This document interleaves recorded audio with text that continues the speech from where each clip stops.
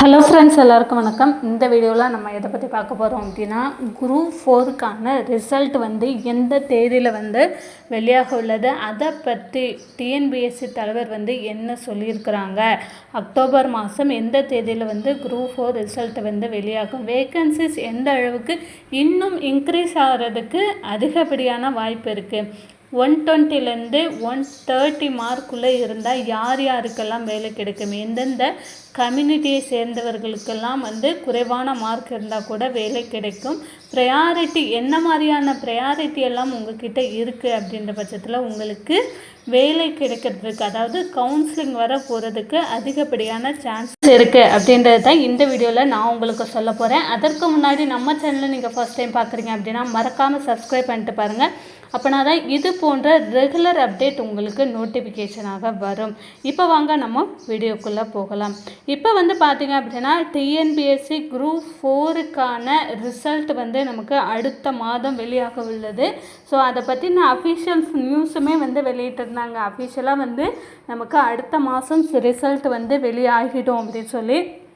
So எந்த தடவையும் இல்லாத அளவுக்கு இந்த தடவை பார்த்திங்க அப்படின்னா நிறைய பேர் எக்ஸாம் எழுத நிறைய பேர் ரொம்ப கம்மியான மார்க் எடுத்துகிட்டு ரொம்ப வேதனையில் இருக்காங்க. ஐயோ எவ்வளோ மார்க் கிடைக்கும், எவ்வளோ மார்க்கில் நமக்கு கவுன்சிலிங்ஸ் வரும், நம்ம கம்யூனிட்டிக்கு எவ்வளோ கட் ஆஃப் மார்க் வரும், நம்மளுக்கு இந்த வருடமாவது வேலை கிடைக்குமா கிடைக்காதா, அந்த மாதிரி நிறைய பேர் நிறைய கஷ்டங்களோடு இருக்கிறீங்க, நம்ம எல்லாத்துக்கும் தெரியும். ஸோ அதுலேயுமே பார்த்திங்க அப்படின்னா ஆல்ரெடி நிறைய பேர் ப்ரொடெக்ட் பண்ணாங்க, இல்லை இந்த டிஎன்பிஎஸ்சி குரூப் 4 ரத்து பண்ணணும், ரத்து பண்ணிவிட்டு மீண்டும் மறுபடியும் ஒரு எக்ஸாம் நடத்தி வைக்கணும் அப்படின்னு.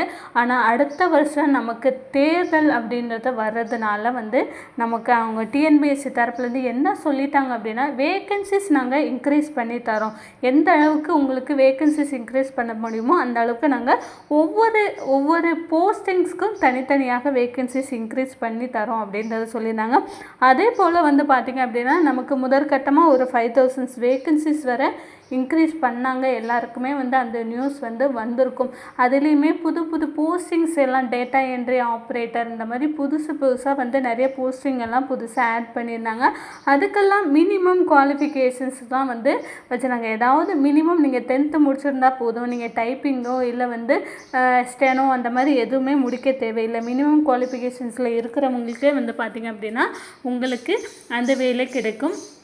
ஸோ அந்த மாதிரி இருக்க பட்சத்தில் நிறைய பேருக்கு இந்த மினிமம் குவாலிஃபை 10th படித்தவங்களுக்கு பார்த்திங்க அப்படின்னா நீங்கள் ஃபர்ஸ்ட் டைம் நீங்கள் குரூப் 4 எழுதியிருக்கிறீங்க, டைப்பிங் எதுவும் முடிக்கலை, ஸ்டெனோ முடிக்கலை அப்படின்னாலே வேலை கிடைக்கிறதுக்கு நிறைய சான்ஸ் இருக்குது. இப்போ பார்த்திங்க அப்படின்னா கம்யூனிட்டி வைஸ் நமக்கு கிடைக்குமா, அதுதான் எல்லாரோட டவுட்டாக இருக்குது.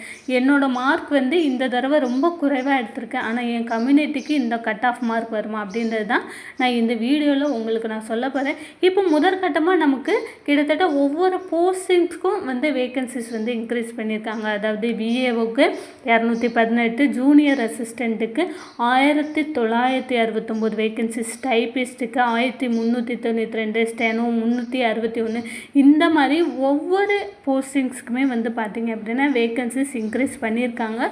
இது ஃபஸ்ட்டு தாங்க. இதற்கு மேலேயும் நமக்கு வேக்கன்சிஸ் டெஃபினட்டாக நமக்கு இன்க்ரீஸ் பண்ணி கொடுப்பாங்க. ஏன்னா அடுத்த வருஷம் நமக்கு எந்த அளவுக்கு நடக்க போகுது அப்படின்றது ரொம்ப டவுட்டபுளான விஷயம். எலெக்ஷன் வருது, எலெக்ஷன்ஸ் ரிசல்ட் வந்ததுக்கு அப்புறமா தான் நமக்கு நோட்டிஃபிகேஷன்ஸ் வெளியிடுவாங்க. அதற்கப்புறமா நமக்கு அந்த இயர் எண்டில் அந்த மாதிரி தான் நமக்கு எக்ஸாம்ஸ் குரூப் 4க்கான எக்ஸாம்ஸ் நடக்கிறதுக்கான சான்சஸ் இருக்குது. இதில் பார்த்திங்க அப்படின்னா நிறைய பேர் ரிட்டையர்ட் ஆவாங்க, நிறைய வேக்கன்சிஸ் இன்க்ரீஸ் ஆகும்.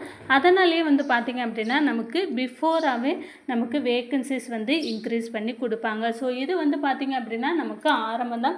இன்னுமே ஒரு 5000 வேக்கன்சிஸ் வரை இன்க்ரீஸ் பண்ணுறதுக்கான சான்ஸ் இருக்குது. அது மூலமாக பார்த்திங்க அப்படின்னா இந்த தடவை எக்ஸாம் எழுதின எல்லாருக்குமே பார்த்திங்க அப்படின்னா நமக்கு வேலை கிடைக்கிறதுக்கு அதிகப்படியான சான்ஸ் இருக்குது. இதில் நமக்கு கம்யூனிட்டி வைஸ் நமக்கு எவ்வளோ கட் ஆஃப் மார்க் வரும், அதாவது ஜென்ரல் கம்யூனிட்டியாக இருந்தீங்க அப்படின்னா எவ்வளோ கட் ஆஃப் மார்க் வரும், இல்லை அதர் ப்ரையாரிட்டி நீங்கள் ஏதாவது வச்சுருந்தீங்க, எஸ்டி எஸ்சிஏ அதுக்கப்புறம் பிஎஸ்டிஎம் இந்த மாதிரியெல்லாம் வச்சுருந்தீங்க அப்படின்னா உங்களுக்கு எவ்வளோ கட் ஆஃப் மார்க் வரும் அப்படின்றது தான் இந்த வீடியோவில் நான் உங்களுக்கு சொல்ல போகிறேன்.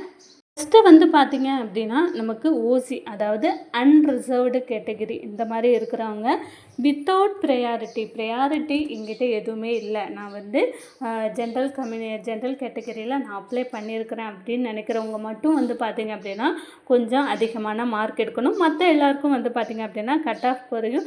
விஏஓலாம் இந்த வாட்டி வந்து பார்த்திங்கன்னா அதிகபட்சமே நமக்கு 160 மார்க் தான். விஏஓ நீங்கள் எடுத்திருந்தீங்க அப்படின்னா 160 மார்க் நீங்கள் எடுத்திருந்தீங்க அப்படின்னா உங்களுக்கு விஏஓ போஸ்டிங்ஸ் கூட இந்த வருடம் கிடைக்கிறதுக்கான சான்ஸ் இருக்குது. ஏன்னா நமக்கு அவ்வளோ கொஸ்டின்ஸ் பேப்பர் அவ்வளோ டஃப்பாக இருந்தது அப்படின்றது தெரியும்.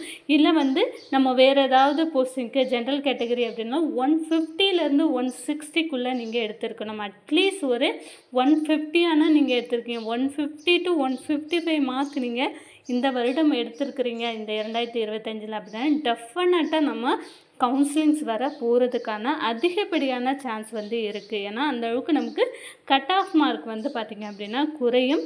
அதே மற்ற கம்யூனிட்டியை சேர்ந்தவங்க, அதாவது எம்பிசி பிசி இந்த மாதிரி டிசி இந்த மாதிரி கம்யூனிட்டியை சேர்ந்தவங்க ஒரு 145லேருந்து 150 அந்த மாதிரி நீங்கள் எடுத்திருந்தீங்க அப்படின்னா கிடைக்கிறதுக்கான அதிகப்படியான சான்ஸ் இருக்குது. 145 அட்லீஸ்ட் 140 இந்த ப்ரையாரிட்டி இந்த ஸ்டெனோ இந்த மாதிரி உள்ளவங்கள்லாம் வந்து பார்த்திங்க அப்படின்னா ஒரு 143 மார்க் நீங்கள் எடுத்திருந்தீங்க அப்படின்னாலே நமக்கு கிடைக்கும். இதுதான் வந்து பார்த்திங்கன்னா அதிகப்படியாக நம்மளுடைய சேனலில் வந்து அவங்களோட மார்க்கை ஷேர் பண்ணும்போது ஒவ்வொரு கம்யூனிட்டி வைஸ் வந்து பார்த்திங்க அப்படின்னா அதிகப்படியாக ஒரு 140 மார்க்கு அந்த மாதிரி தான் எடுத்திருக்காங்க இந்த கம்யூனிட்டியை சேர்ந்தவங்க. இதே வந்து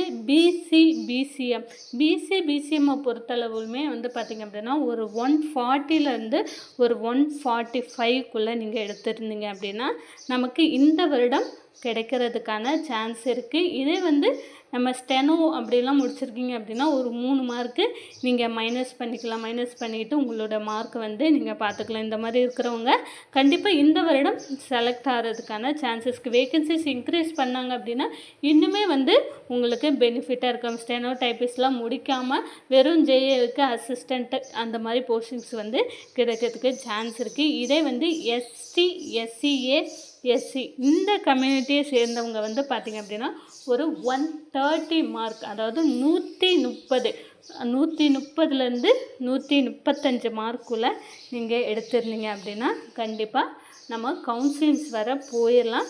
இதை வந்து ஜேஏ முடிச்சிருக்கிறவங்க அப்புறம் முன்னுரிமை பிஎஸ்டிஎம்லாம் வச்சுருந்தீங்க அப்படின்னா நீங்கள் ஒரு 120 130க்குள்ள இந்த widow community, disability persons, lower visions இந்த மாதிரி இருக்கிறவங்கெல்லாம் வந்து பார்த்திங்க அப்படின்னா ஒரு 120 மார்க் நீங்கள் எடுத்துட்டிங்க அப்படின்னாலே இந்த தடவை கண்டிப்பாக சான்ஸ் வந்து இருக்குது. ஏன்னா நமக்கு மார்க் இந்த கம்யூனிட்டி இந்த கேட்டகரி சேர்ந்தவங்களுக்கு நமக்கு ரொம்ப காம்படிஷன்ஸ் இருக்காது. அதனாலேயே ஒரு 120 மார்க்கு இல்லை 120லேருந்து 130க்குள்ளே நீங்கள் எடுத்துட்டிங்க அப்படின்னாலே கண்டிப்பாக சான்ஸ் கிடைக்கிறதுக்கு அதிகப்படியான வாய்ப்பு இருக்குது.